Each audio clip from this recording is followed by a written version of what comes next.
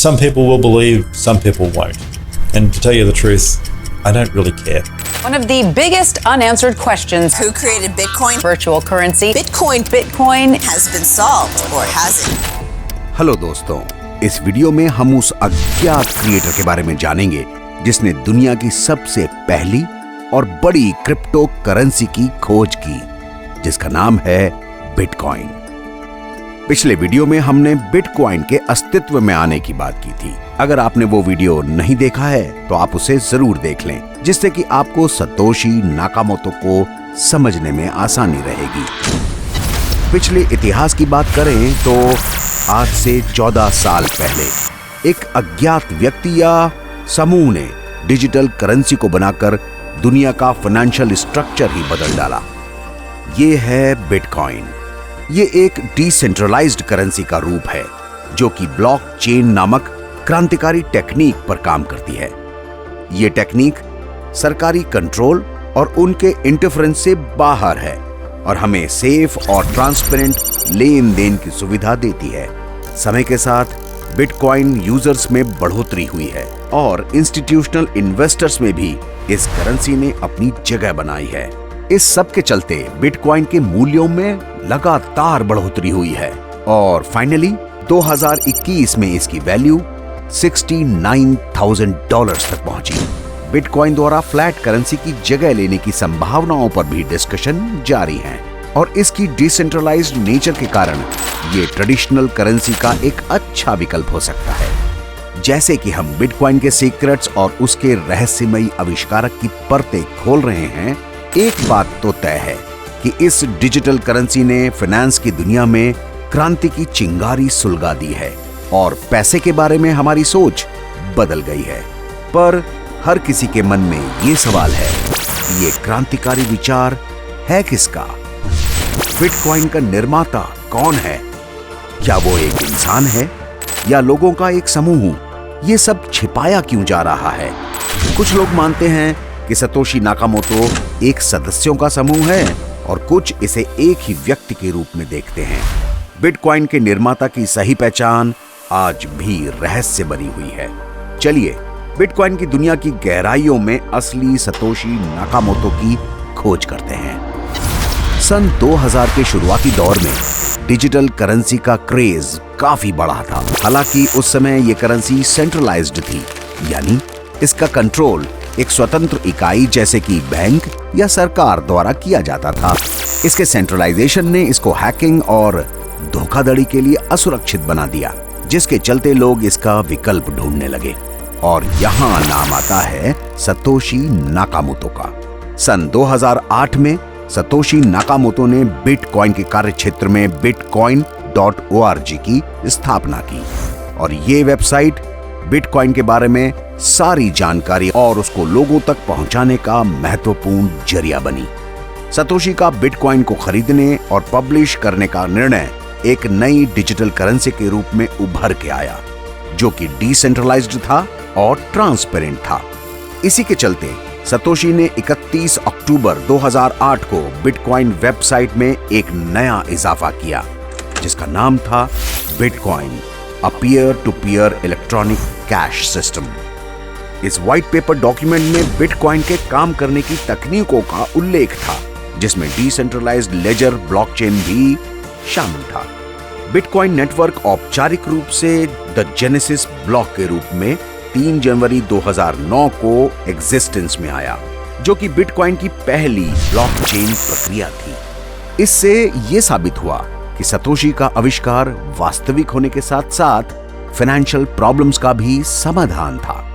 Genesis block में एक message था जो लंदन टाइम्स आर्टिकल से निकाला गया था। 3 जनवरी 2009, chancellor on brink of second bail out for banks. कुछ समय बाद 12 जनवरी 2009 को बिटकॉइन का पहला ट्रांजैक्शन रिकॉर्ड हुआ।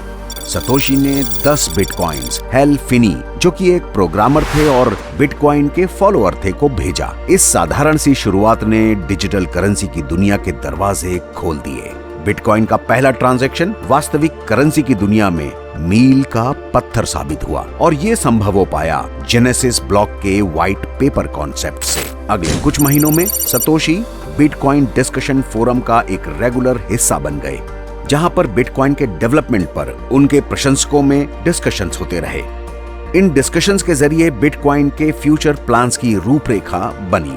सतोशी को बिटकॉइन फोरम में भाग लेने से कम्युनिटी से जो फीडबैक और आइडिया मिले, उससे बिटकॉइन को एक नई दिशा मिली। ये सोच दिखाती है कि सतोशी एक विजनरी के साथ साथ एक कोलैबोरेटर भी थे। सतोशी ने बिटकॉइन के डेवलपमेंट से सॉफ्टवेयर के कई नए वर्जन तैयार किए और उनकी कमियों को दूर किया। वो लगातार दूसरे डेवलपर्स के संपर्क में मेल द्वारा जुड़े रहे, जिससे कि बिटकॉइन प्रोजेक्ट के हर पहलू पर डिस्कशंस हो सकें। बिटकॉइन प्रोजेक्ट के प्रति सतोशी का समर्पण उन्हें लगातार बेहतर बनाने की कोशिश सतोशी के डेडिकेशन को साबित करता है।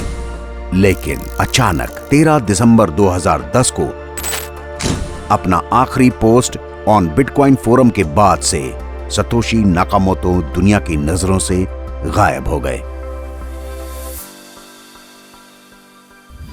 जैसे जैसे दिन बीतते गए, सतोशी नाकामोतो के तमाम दावेदार सामने आने लगे। आइए जानते हैं इन्हीं में से टॉप के दावेदारों के बारे में, जिन्होंने अपने आप को इस क्रांतिकारी आविष्कार का हकदार बताया। डोरियन नाकामोतो, एक जापानी अमेरिकन जिनका नाम 2014 में समाचार एजेंसी से गलती से प्रकाशित हो गया, क्योंकि वो सतोशी नाकामोतो से मेल खाते थे। इस आर्टिकल में यह प्रकाशित हुआ कि डोरियन नाकामोतो ही वास्तविक नाम था, जो कि सतोशी नाकामोतो उपनाम से काम कर रहे थे। लेकिन जब डोरियन नाकामोतो से बात की गई तो उन्होंने इस क्लेम को नकार दिया और कहा कि इससे पहले उन्होंने बिटकॉइन के बारे में कभी नहीं सुना था। The main reason I'm here is to clear my name that I have nothing to do with Bitcoin, nothing to do with developing. बाद में पता चला कि एक जर्नलिस्ट की गलतफहमी से उनका नाम प्रकाशित हो गया था। 2016 में एक ऑस्ट्रेलियन कंप्यूटर वैज्ञानिक और व्यवसायी क्रेग राइट ने भी सतोशी नाकामोतो होने का दावा किया, लेकिन साबित न कर पाने पर विवादों में घिर गए। राइट ने अपने दावे को साबित करने के लिए कुछ टेक्निकल सबूत दिए, जो कि उन्हें बिटकॉइन का आविष्कारक मानने के लिए काफी नहीं थे। Evidence to me that he was almost breaking down slightly under the questioning. I didn't decide. I had people decide this matter for me. And they're making life difficult, not for me, but my friends, my family, my staff. उसके अलावा right के Satoshi होने के दावे में बहुत से विरोधाभास हुए, जिन्होंने उन्हें बिटकॉइन का क्रिएटर होने की पहचान को और भी मुश्किल बना दिया।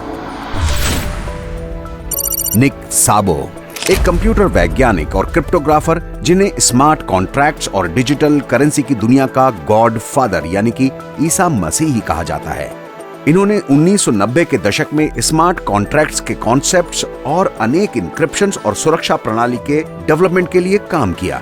साबो की राइटिंग्स और डिजिटल फुटप्रिंट्स की तुलना सतोशी नाकामोतो के काम से की गई और पाया गया कि इनकी लैंग्वेज और कोडिंग स्टाइल काफी मिलता जुलता था। निक साबो सतोशी नाकामोतो होने के दावे को नकार दिया। हेल फिनी, ये एक प्रोग्रामर और बिटकॉइन के डेवलपर थे, जिन्हें बिटकॉइन का काम सतोशी नाकामोतो से मिला था। फिनी साइबर पंक कम्युनिटी के जाने माने सदस्य थे और उनके टेक्निकल बैकग्राउंड होने के कारण बिटकॉइन बनाने का काम किया। सन 2014 में फिनी इस दुनिया से अलविदा कह गए, लेकिन बिटकॉइन में उनकी भागीदारी को देखते हुए विशेषज्ञों के बीच में आज भी ये डिस्कशन जारी है कि क्या वो सतोशी नाकामोतो थे। एडम बैक, एक कंप्यूटर वैज्ञानिक और क्रिप्टोग्राफर जिन्होंने बहुत से इंक्रिप्शंस और सुरक्षा प्रणाली में योगदान दिया। बैक दशकों से क्रिप्टोग्राफिक टेक्निक से जुड़े हुए थे और इस क्षेत्र के एक्सपर्ट माने जाते थे। कुछ लोगों ने बैक और सतोशी के काम में समानताएं बताई, लेकिन बैक ने साफ तौर पर इनकार कर दिया। I really don't know. इन सभी लोगों ने मीडिया का ध्यान अपनी ओर आकर्षित तो किया और क्रिप्टो कम्युनिटी के कंफ्यूजन में घिरे रहे। कुछ लोगों ने इन पर यकीन किया, बाकी के लिए ये संदिग्ध ही रहे। लेकिन क्या आप जानते हैं सतोशी के पास कितने बिटकॉइंस थे? आइए पता करते हैं। ऐसा माना जाता है कि सतोशी के पास करीब 1 मिलियन बिटकॉइंस थे, जो कि बिटकॉइन सप्लाई के लगभग 5% के बराबर ही है। सितंबर 2021 में बिटकॉइन की $69,000 की कीमत ने सतोशी की नेटवर्थ $69 बिलियन आंकी और उन्हें दुनिया का रिच करार दिया। वो ये बहुत बड़ी रकम है। ये अभी अनसर्टन है कि सतोशी भविष्य में अपनी नेटवर्थ को बढ़ाएंगे या नहीं, क्योंकि बिटकॉइन का भविष्य निर्भर करता है मार्केट कंडीशंस पर और उनके इन्वेस्टर्स की सोच पर।